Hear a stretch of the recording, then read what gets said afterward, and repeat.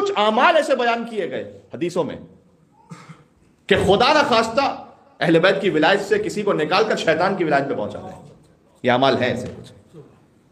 فرمایا کہ مثال کے طور پر نعوذ باللہ من ذالک، کیونکہ حدیث میں یہ لفظ ہے، فرمایا کہ زنا کرنے والا جس وقت وہ کبھی عمل انجام دے رہا ہو، امام نے کہا وہ ہماری ولایت میں نہیں ہوتا ہے اس وقت.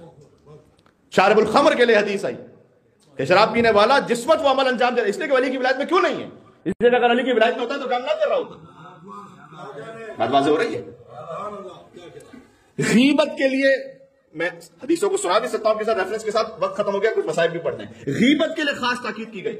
وہ گناہ، وہ کمی، وہ کوئی برائی جو کسی میں ہے اس کو پیٹ پیچھے بیان کرنا، یہ نہیں کہ نہیں ہے اس میں، وہ تو تہمت ہے. وہ ایک جو خامی کسی میں ہے اور ہم بولتے پھریں.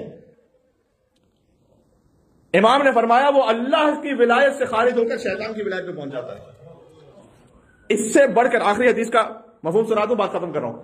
فرمایا کہ اگر کوئی، ہماری شیخ صدوق کی روایت ہے کہ اگر کوئی اپنے کسی عمل سے انٹینشن یہ رکھے کہ میں اپنے مومن بھائی کو لوگوں کی نگاہوں میں گرا دوں، تو بہت ہوتا ہے.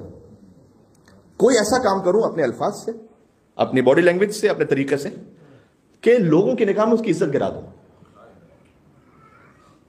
امام نے آگے فرمایا کہ اللہ اسے اپنی ولایت سے نکال دیتا ہے اور شیطان بھی اسے اپنی ولایت میں نہیں لیتا ہے. شیطان بھی منع کر دیتا ہے، گیا خود کچھ بھی نہیں.